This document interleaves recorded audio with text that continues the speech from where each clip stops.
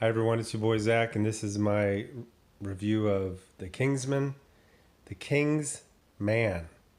Okay, so this is just an odd movie. It's just odd in every way. It's a positive review. I actually really liked it, although there was a middle part that I just couldn't take at all. So I saw the first.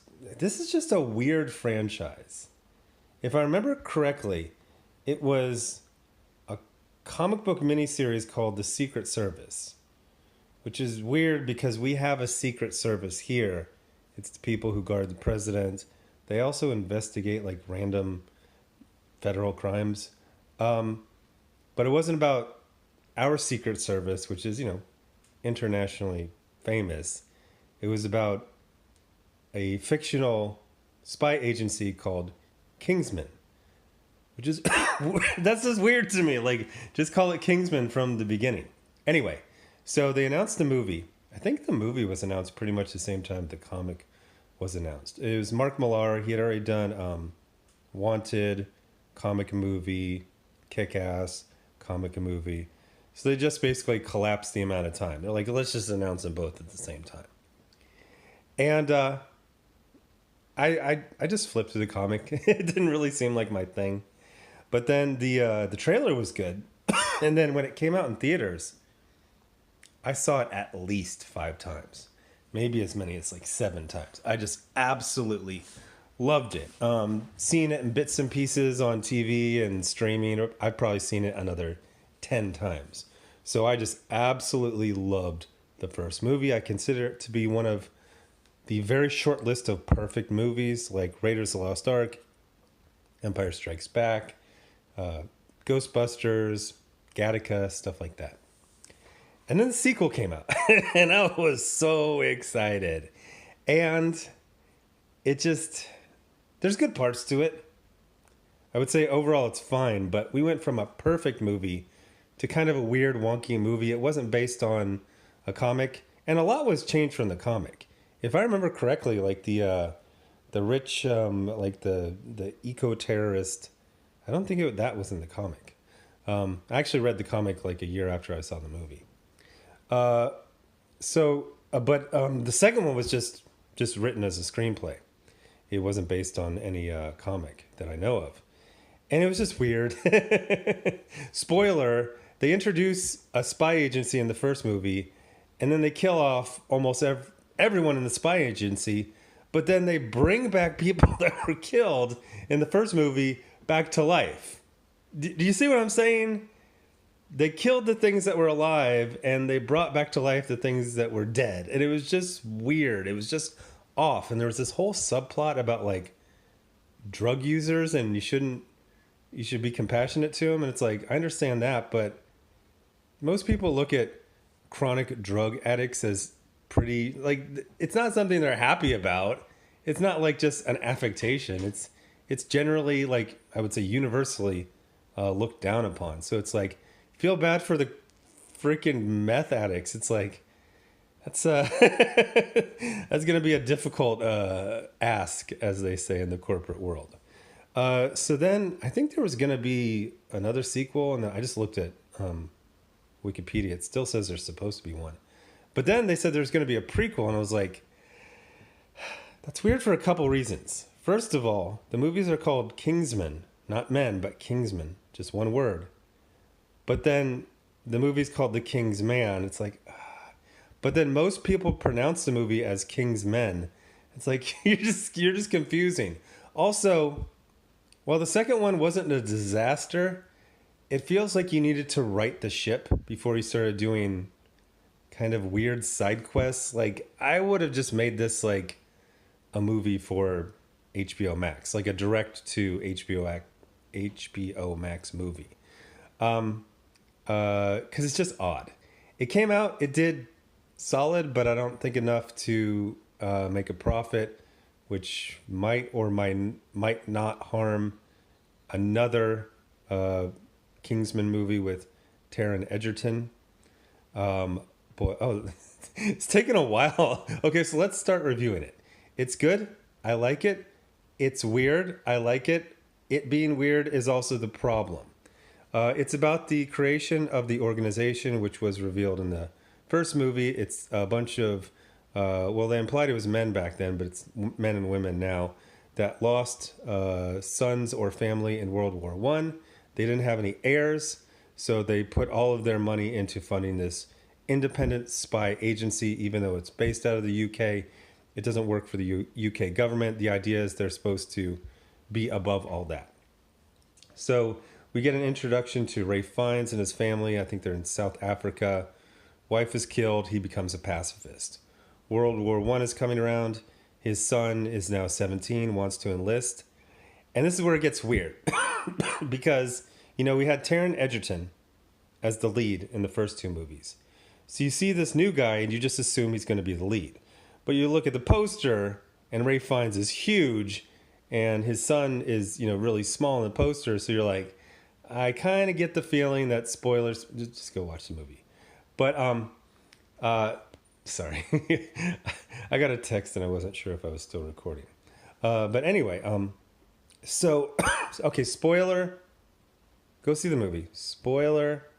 Okay, the son gets killed at about the 3/5 mark of the movie, which is weird because it feels like you should either kill him in the first fifth of the movie or like he dies on the final mission. Killing him so far in the movie is just odd. There's also a really, like Rasputin is on the poster and in all the trailers and he gets killed like halfway through. There's also just, I gotta say, as someone who loved the first movie, the second movie I found so fucking frustrating. First of all, you don't introduce an agency just to kill them all off in the second movie. Second of all, there was just like a lot of weird changes. Like the whole drug subplot was weird, but then like they introduce a princess who's just supposed to be like a sexual conquest of the hero, you know, straight out of a Bond movie. But in the second movie, are they engaged or married? I think they're engaged. They're living together. But the princess has a completely different personality. Like, it's the same actress. She has a completely different personality and speech patterns and everything. You're like, what's going on? And then there's also, like, at one point, Eggsy jumps into, like, a sewer, like a shit sewer. You know, sewers in comics and movies and TV and cartoons, they're kind of like, we'll let you decide what's in this. It could be rainwater. It could be feces. Like, nobody thinks that, like, the Ninja Turtles are skateboarding in sewers that have, like, shit. That's, like, rainwater, right? It would be a lot different. They're, like, eating pizza and, like, high-fiving each other, and there's just, like, rivers of sewage shit going by them. Let's just play it loose and not think about it too much, and it's just sewer liquid, and let's not think about it. They really hammer home that this is just straight-up feces. And he jumps into it, and then he walks into his house.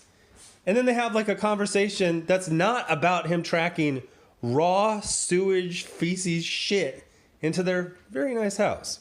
Okay, so let's talk about this one. So the rhythms are off. Oh, and then, okay, so you have Rasputin. Okay, I think the average normie knows about Rasputin. And he's known for being like a mystic and a manipulator and sleeping with tons of people. But usually you hear about him sleeping with lots of women. Like, you know, I forget, the Tsarina is under his sway. But they decide entirely to focus on him sleeping with men. Which is like, it's just weird. So there's this whole like theme of the father becomes a pacifist because the mother died, and he doesn't want his freaking he doesn't want his son to die in war. But he's like, I don't want you to die, well, possibly die in war. But I am willing to have you possibly be raped by a 7-foot-tall Russian mystic. Just take one for the team. And it's just odd. Like I'm saying, like, it feels like once they didn't have source material from the comics, it's like, it was just, you know, whatever Matthew Vaughn fancies. And sometimes it's really cool. And sometimes you're just like, what the fuck? Like, James Bond was in like a kind of like a sewer pipe in the first movie. But it was made clear it was like just water. Like nobody wants to see James Bond with other people or anyone's shit on him. Like it ruins the whole glamour aspect. I don't want to see Eggsy with shit on it. I don't want to see Rafe Fiennes in boxer shorts having a gunshot wound licked by Rasputin. I took a break of an entire day. I was like, oh, we'll finish this movie.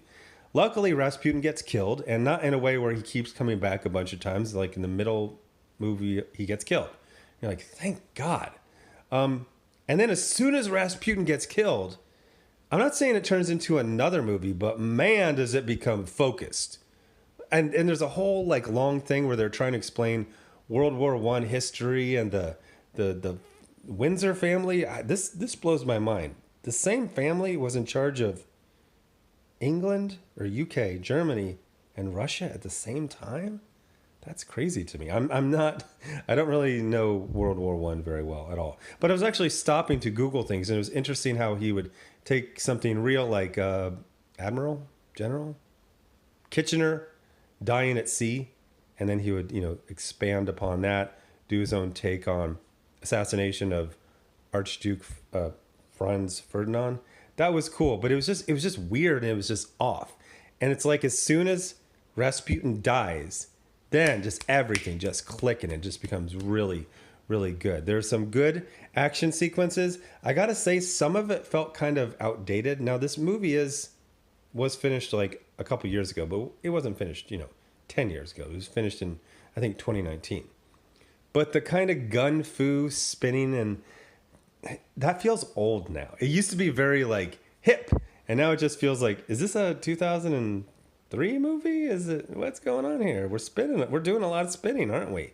But also, again, like the fights got better the farther it went along, and it just finishes really good. Like it's just, the last hour is just freaking excellent.